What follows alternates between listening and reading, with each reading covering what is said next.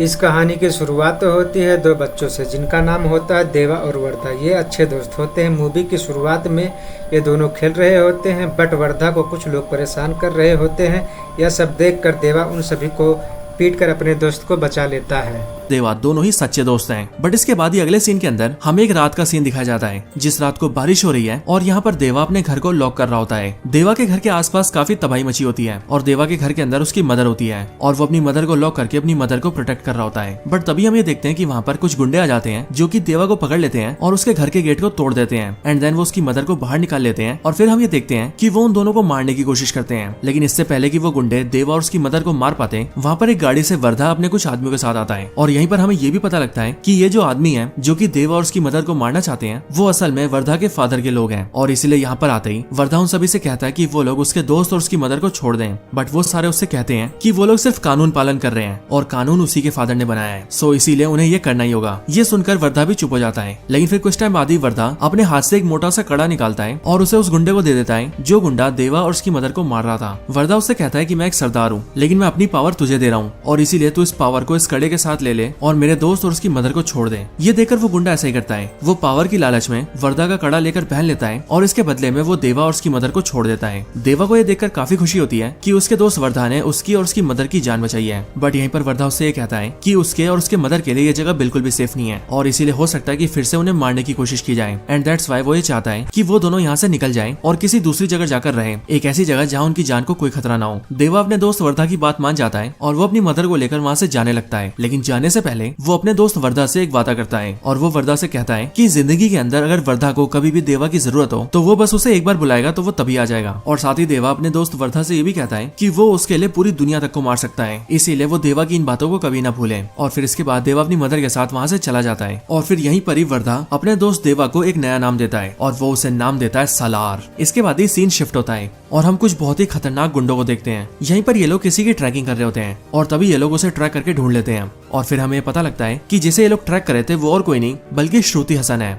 ये सारे गुंडे श्रुति हसन का पता लगते ही जल्दी से उसके बारे में अपने सुपीरियर्स को बताते हैं और फिर हम ये देखते हैं कि जो इनके सुपीरियर्स हैं वो बहुत ही बड़े गैंगस्टर्स हैं और वो ना सिर्फ बहुत पावरफुल हैं बल्कि उनके हाथ में कंट्रोल भी बहुत ज्यादा है। श्रुति हसन के बारे में पता लगते ही वो सुपीरियर गैंगस्टर्स अपने सारे लोगों को ये ऑर्डर्स देते हैं और सबको ये बताते हैं कि ये श्रुति हसन उसकी बेटी है जिसे हम मारना चाहते हैं, यानी कि हमारा दुश्मन। लेकिन अब क्योंकि इसकी बेटी यहाँ इंडिया आ रही है सो इसीलिए इसके इंडिया आते ही हमें इसे उठा लेना है। और फिर इसीलिए ये बोलकर वो सुपीरियर गैंगस्टर्स अपने सारे लोगों को उसकी फोटो भी भेज देते हैं। बट फिर इसी टाइम पर श्रुति हसन के डैड को इस बारे में पता लगता है कि उसकी बेटी इंडिया जा रही है और क्योंकि वो खुद इस टाइम पर न्यूयॉर्क में होता है इसीलिए वो इंडिया में अपने एक आदमी को फोन करता है और उससे कहता है कि वो श्रुति हसन का ध्यान रखे और उसे उसके दुश्मनों से बचाए और उसे किसी तरह से उसे एक आदमी के पास पहुंचा दे, क्योंकि सिर्फ वही है जिसके पास मेरी बेटी सेफ रह सकती है। वो आदमी ऐसा ही करता है। वो श्रुति हसन के इंडिया आते ही उसे जल्दी से किडनैप कर लेता है और उसे सीधा असम ले जाता है और असम में एक स्कूल टीचर के घर पे छोड़ देता है और स्कूल टीचर को ऐसा विश्वास दिला देता है कि वो लड़की एक टीचर है जो कि उसके स्कूल में पढ़ाना चाहती है। और फिर यहीं पर हमें पता लगता है कि वो स्कूल टीचर और कोई नहीं बल्कि देवा की मदर है, यानी कि देवा और उसकी मदर काफी सालों से यहाँ पर रह रहे हैं। और इसके साथ ही यहीं पर एंट्री होती है हमारे हीरो सलार की। अब ये आदमी श्रुति हसन को यहाँ पर इसीलिए लाया होता है क्योंकि श्रुति हसन के फादर को ये पता था कि वो गैंगस्टर जो कि उसकी बेटी को ढूंढ रहे हैं वो पूरे देश में उसकी बेटी को कहीं भी पकड़ सकते हैं, लेकिन एक ही ऐसा आदमी है जो कि उसकी बेटी को बचा सकता है और वो है देवा।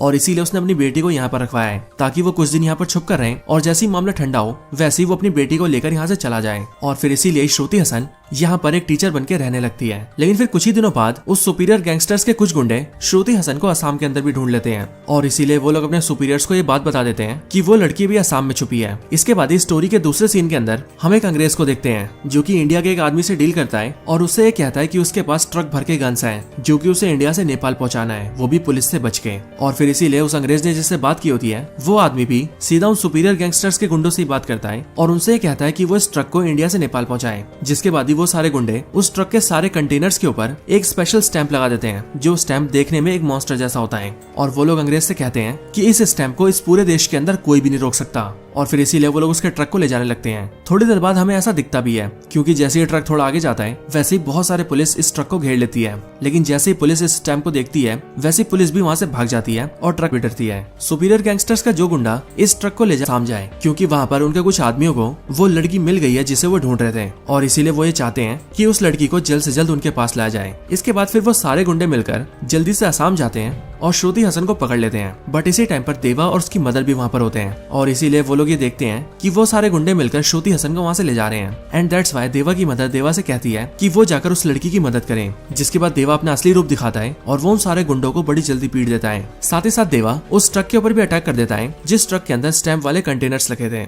बट ये देखते ही जिस अंग्रेज का वो सामान होता है वो अपने आदमी से कहता है कि आखिरकार तुमने तो ये बोला था कि इस पूरी कंट्री के अंदर इस स्टैंप लगे कंटेनर्स को छूने की भी हिम्मत किसी में नहीं है, तो फिर आखिरकार ये कौन है जिसने हमारे कंटेनर्स को उड़ा दिया। लेकिन फिर इतना पूछने के बाद ही उसे ये जवाब मिलता है कि जिस आदमी ने इन स्टैंप्स को बनाया है वो आदमी यही है, यानी कि देवा। और फिर यहीं हमें भी ये पता लगता है कि देवा की हिस्ट्री के अंदर कई सारे बड़े राज छुपे हैं। लेकिन इधर ही इसी मौके का फायदा उठाकर जो आदमी श्रुति हसन की हेल्प कर रहा था वो उसे एक गाड़ी में बिठाता है और उसे वहाँ से दूर ले जाता है ताकि वो सेफ रह सके। लेकिन वहाँ से थोड़ा आगे जाते ही रास्ते में ही श्रुति हसन उस आदमी से कहती है कि आखिरकार ये सब चल क्या रहा है, मेरी कुछ समझ नहीं आ रहा। आखिर ये गुंडे कौन है जो कि मेरे पीछे पड़े हैं, ये सब मुझे मारना क्यों चाहते हैं, आखिर ये सारे गैंगस्टर्स है कौन और ये देवा कौन है और उसे देवा के पास ही क्यों लाया गया था। श्रुति हसन के इन सारे सवालों को सुनकर वो आदमी उससे कहता है कि वो जानता है कि उसके मन में कई सारे सवाल हैं और इसीलिए वो एक एक करके इन सारे सवालों के जवाब देने वाला है। वो आदमी अपनी कहानी को शुरू करता है और वो श्रुति हसन से कहता है कि इन सब की शुरुआत हजारों साल पहले हुई थी। हजारों साल पहले 3 कबीले हुआ करते थे, जिन 3 कबीलों के नाम थे मन्नार, शोयांग और गरियांग। और वैसे तो इन तीनों कबीलों के लोग डाकू थे जो कि जंगली तरीकों से लूटपाट किया करते थे, लेकिन एक्चुअली में वो बहुत ही पावरफुल और खूंखार भी थे। लेकिन फिर उसके कुछ टाइम बाद ही उन तीनों कबीलों ने मिलकर अपनी एक जगह बनाई और उस पूरी जगह को उन्होंने नाम दिया खानसार। और फिर वो तीनों कबीले मिलकर अपने इस पूरे खानसार शहर को रूल करने लगे। इन सब के दौरान उनकी कई लड़ाइयां हुई, जैसे कि बाहरी हमले और अंग्रेजों के हमले। लेकिन उन तीनों कबीलों ने मिलकर हर बार बाहर से आने वाले सभी को मार दिया, यहाँ तक कि अंग्रेजों को भी, और इसीलिए उनकी हुकूमत को कोई नहीं ला पाया। लेकिन जब साल 1947 में देश आजाद हुआ और 1950s और 60s के अंदर देश को लेकर नीतियां बनने लगी, तब सरकार ने फैसला लिया कि वो खानसार शहर को रद्द कर देंगे और उस एरिया को अपने कंट्रोल में ले लेंगे। लेकिन फिर जब सरकार ने ऐसा करने की कोशिश की, तभी उन तीनों कबीलों में से मन्नार कबीले के हेड ने सरकार के आगे बगावत कर दी और सरकार के कई सारे मंत्रियों को मार दिया और सरकार को यह धमकी दी कि वो कभी भी खानसार की तरफ उंगली भी न उठाएं। जिसके बाद ऐसा ही हुआ और फिर कभी सरकार ने भी खानसार के लिए कोई एक्शन नहीं लिया। इसके बाद मन्नार कबीले का वो लीडर धीरे धीरे करके पूरे खानसार का हेड बन गया और क्योंकि वो एक बहुत ही महान लीडर था, इसीलिए उसने भी धीरे धीरे करके खानसार में काफी डेवलपमेंट किए। उसने खानसार में बढ़िया बढ़िया बिल्डिंग्स बनाई, खानसार के लिए एक पूरी मिलिट्री खड़ी कर दी जिनके पास खुद के सोल्जर्स थे। उन्होंने अपने लिए कई सारे हथियार लिए और यहाँ तक कि उस लीडर ने खानसार के लिए कई सारे कानून भी बनाए और खानसार के इस लीडर का नाम था शिव मन्नार। इसके साथ ही खानसार के अंदर शिव मन्नार ने एक डेमोक्रेटिक सिस्टम भी बनाया, जिस सिस्टम के अंदर उसने खुद का एक पार्लियामेंट सिस्टम खड़ा किया। शिव मन्नार ने पूरे खानसार को 101 पार्ट्स में बांटा और उन सारे एरियाज को रिप्रेजेंट करने के लिए एक वोट पावर बनाई। जिसके बाद अपनी सभा के अंदर उन्होंने 3 सिस्टम बनाए, पहला कपार, दूसरा सरदार और तीसरा कर्ता, और इन तीनों के लिए अलग अलग कड़े बनाए गए। इस पूरी सभा में कपार की संख्या 62 थी, सरदार की संख्या 8 और कर्ता की 1। सभी कपार को एक वोट पावर दी गई, जिसे रिप्रेजेंट करने के लिए उन सभी को एक पतले कड़े भी दिए गए जो कि इस बात को रिप्रेजेंट करते थे कि वो सभी कपार हैं। अगली बारी सरदार की, तो एक सरदार को 3 वोट पावर्स दिए गए और इसीलिए 8 के 8 सरदारों के पास 3 वोट पावर्स हैं, जो कि मिलकर बनती है 24, और उन्हें रिप्रेजेंट करने के लिए इन सभी को मोटे कड़े दिए गए। लेकिन फिर आखिर में आता है कर्ता, जिसे मिले 15 वोट पावर्स और इसीलिए इसका कड़ा भी सबसे मोटा है। और अपने इस पूरे सिस्टम के अंदर शिव मन्नार खुद कर्ता बना, जो कि सबसे ज्यादा वोट पावर्स के साथ पूरे खानसार को लीड करेगा। इस पूरे सिस्टम से खानसार के सारे लोग बहुत खुश थे और शिव मन्नार बहुत बेहतर तरीके से खानसार को रूल करते थे। लेकिन फिर कुछ टाइम बाद ही नेचुरल रीजंस की वजह से शिव मन्नार की डेथ हो गई। लेकिन फिर शिव मन्नार के मरने के बाद तीनों कबीलों ने और पूरी सभा के सारे सदस्यों ने मिलकर ये फैसला लिया कि अब से शोयांग कबीले के हेड को ही खानसार का कर्ता बनाया जाएगा, जिसके बाद वही खानसार को लीड करेंगे। बट ये बात शिव मन्नार के बेटे राज मन्नार को बहुत बुरी लगी और इसीलिए उसने शोयांग कबीले के हेड को मार दिया ताकि वो कर्ता न बन पाए। और इसके साथ ही शोयांग कबीले का कोई भी सदस्य कभी भी उसके खिलाफ बगावत न कर पाए, इसके लिए उसने ये ऑर्डर्स जारी कर दिए कि शोयांग कबीले के सारे लोगों को मार दिया जाए। जिसका मतलब ये था कि खानसार में रहने वाले 3 कबीलों में से अब एक कबीले को पूरी तरह से मिटा दिया जाएगा। और फिर ये सब करने के बाद राज मन्नार खुद ही खानसार का कर्ता बन गया। साथ ही साथ उसकी सभा से भी कोई उसकी बगावत न करे, इसीलिए उसने अपने परिवार के सदस्यों में से ज्यादातर को कर्ता बना दिया। शिव मन्नार की 2 पत्नियां थी, जिनमें से पहली बीवी से उसे 2 बच्चे थे, जो कि थे ये दोनों, एक बेटा और एक बेटी, जिनमें बड़ा वाला बेटा गरुणा है, KGF वाला गरुणा। इसके साथ ही दूसरी बीवी से भी इन्हें 2 बेटे थे, जिनमें एक था वर्धा और दूसरा वर्धा का छोटा भाई। और अब अगर आप सभी ने ध्यान दिया हो तो आपको पता लगेगा कि ये वही वर्दा है जो कि देवा का दोस्त है। इसके साथ ही यहाँ पर हमें ये भी पता लगा कि राज मन्नार का बेटा गरुड़ा, उसकी छोटी बहन और उसकी बेटी का पति यानी कि राज मन्नार का जमाई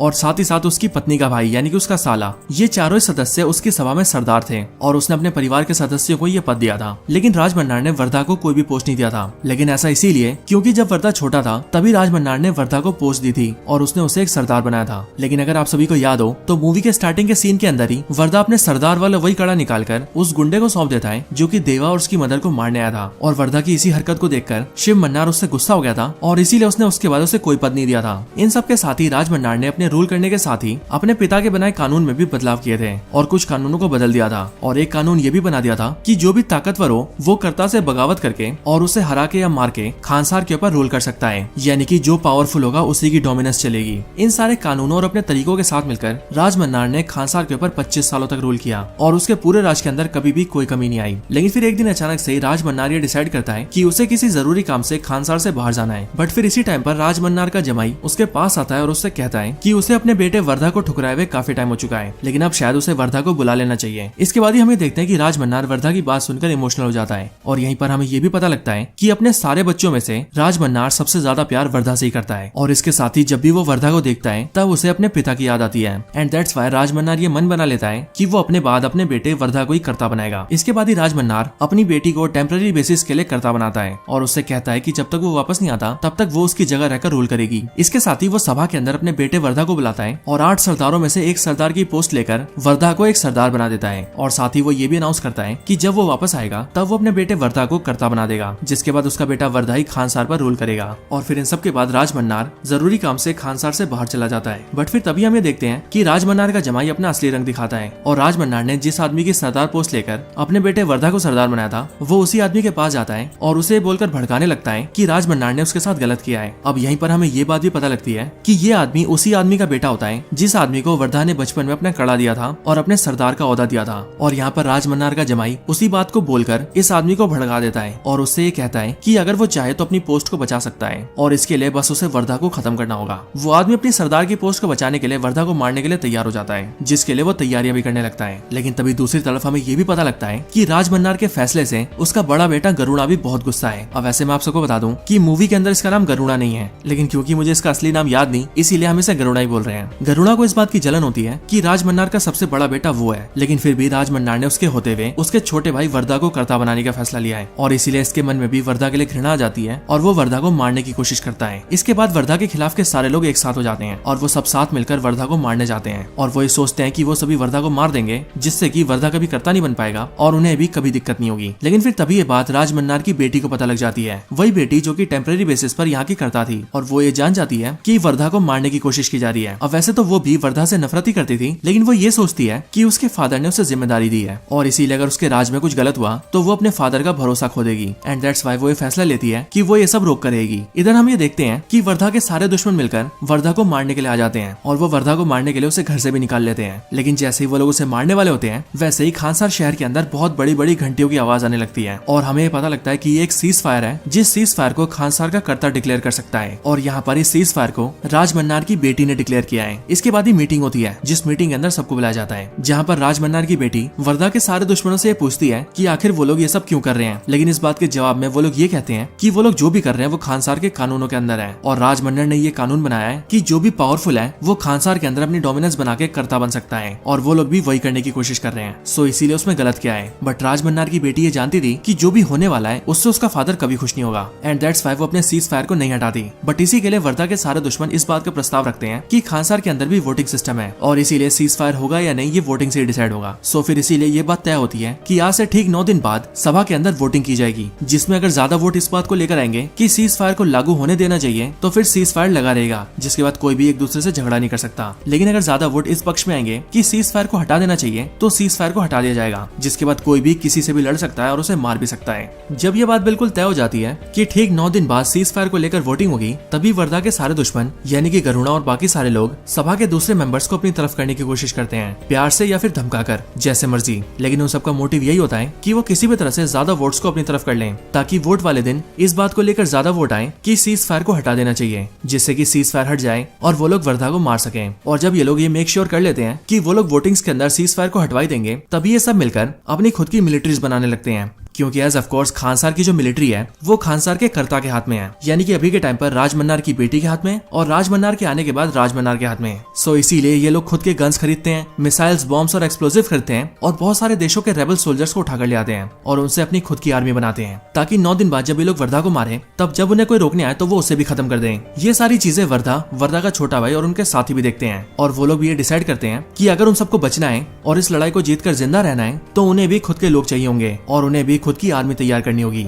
और फिर इसी के लिए वर्धा का छोटा भाई उससे पूछता है कि उनकी आर्मी कहाँ है, वो कब उसे तैयार करेंगे। और फिर इसीलिए वर्धा खानसार से निकलकर सीधा एक जगह जाता है, जो जगह होती है गुजरात के एक छोटे से गांव में, और वहां जाकर वो मिलता है अपने पुराने दोस्त देवा से। वहां आकर वो देवा और उसकी मदर से मिलता है और वो देवा से ये कहता है कि उसे उसकी मदद की जरूरत है। और क्योंकि देवा ने अपने बचपन के दोस्त वर्धा से ये वादा किया था कि वो जिंदगी में जब भी उसे बुलाएगा तब वो उसके लिए हाजिर होगा और जो वो चाहेगा वो करेगा, एंड दैट्स व्हाई देवा वर्धा के साथ चला जाता है। जिसके बाद वर्धा देवा को लेकर खानसार में आता है, बट ये देखकर वर्धा के साथी काफी नाराज होते हैं, क्योंकि उन्हें ऐसा लगता है कि वर्धा पूरी आर्मी बिल्ड करने की बजाय सिर्फ एक ही आदमी को उठाकर ले आया है, जो कि शायद से किसी काम का नहीं है। लेकिन एक्चुअल रियलिटी क्या है ये तो हम और आप जानते हैं, क्योंकि जिस बंदे को वर्धा लेकर आया है वो अकेला ही किसी आर्मी से भी बढ़कर है, क्योंकि वो है सलार। इसके बाद ही सभी लोग तैयार होते हैं और सीधा वोटिंग्स का वेट करते हैं, एंड देन फिर वो दिन आ जाता है जिस दिन सीज फायर के ऊपर वोटिंग्स होती है। बट फॉर्चुनेटली इसी दिन वर्धा का फादर राजमन्नार भी आ जाता है, जो कि खानसार का करता है विद 15 वोट्स। और इसीलिए जब वोटिंग्स होती है तब पहले तो सीज फायर को हटाने को लेकर ज्यादा वोटिंग्स आती है, लेकिन फिर जैसे ही राजमन्नार अपना वोट डालता है वैसे ही उसके 15 वोट्स की वजह से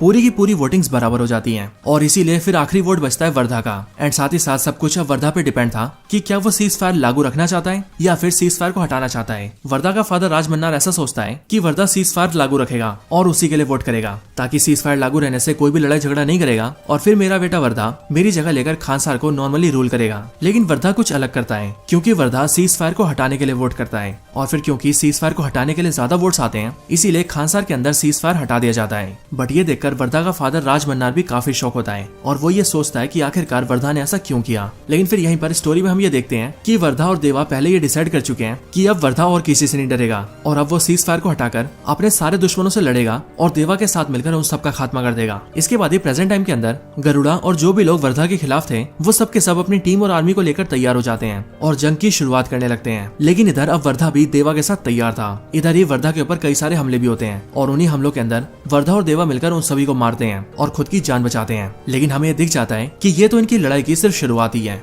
लेकिन इधर दूसरी तरफ हम ये देखते हैं कि राजमन्नार अपनी बेटी के साथ होता है, बट तभी उसी टाइम पर एक आदमी राजमन्नार पर अटैक कर देता है, जिस अटैक से राजमन्नार बच जाता है और उसे पकड़कर घायल कर देता है। और जब उससे वो पूछता है कि आखिर वो कौन है और उसने उसके ऊपर क्यों अटैक किया, तब वो आदमी राजमन्नार के सामने एक बहुत बड़ा खुलासा करता है। वो राजमन्नार से कहता है कि वो शोयांग कबीले से है, यानी कि वही कबीला जिस कबीले के हेड को आज से कई साल पहले खानसार का कर्ता बनाया गया था, लेकिन राजमन्नार ने उसे मार दिया था और उसके साथ साथ उसके पूरे कबीले के लोगों को भी खत्म करवा दिया था। बट जब राजमन्नार के आदमी पूरे कबीले के लोगों को मार रहे थे तब उसी टाइम पर उन्होंने अपने कई सारे बच्चों को छुपा लिया था, जिससे कि उन सारे बच्चों की जान बच गई और वो उन्हीं में से एक बच्चा है। इसके साथ ही वो ये भी बताता है कि राजमन्नार का जमाई भी एक शोयांग है और उन्हीं की तरह भी सैकड़ों शोयांग जिंदा है, जो कि कई सालों से युद्ध की तैयारी में है और अब वो राजमन्नार की पूरी सल्तनत को खत्म करने वाले हैं और इस तरह से वो लोग अपने माता पिता और अपने कबीले का बदला लेंगे। इसके साथ ही वो सभी राजमन्नार को ये भी बताते हैं कि हमारे कबीले के जिस हेड को उसने मारा था उसके लोग उसके बेटे और उसकी बीवी को भी मारने गए थे, लेकिन उसके बेटे और उसकी बीवी की जान बच गई। और फिर हमें भी यहाँ पर ये पता लगता है कि शोयांग कबीले के हेड के जिस पत्नी और बेटे की वो बात कर रहा है वो और कोई नहीं बल्कि देवा और उसकी माँ है,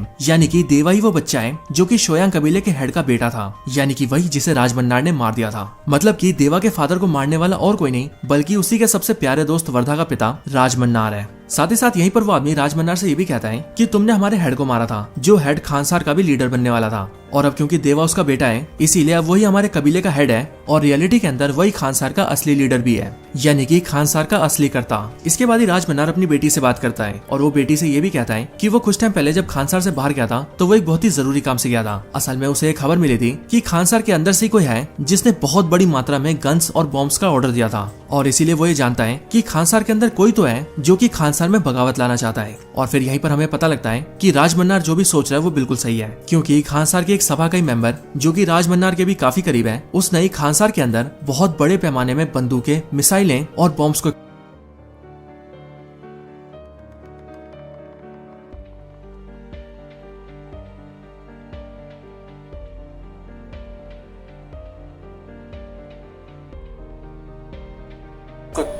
यह कहानी यहीं पे समाप्त होती है। Thank you watching the video.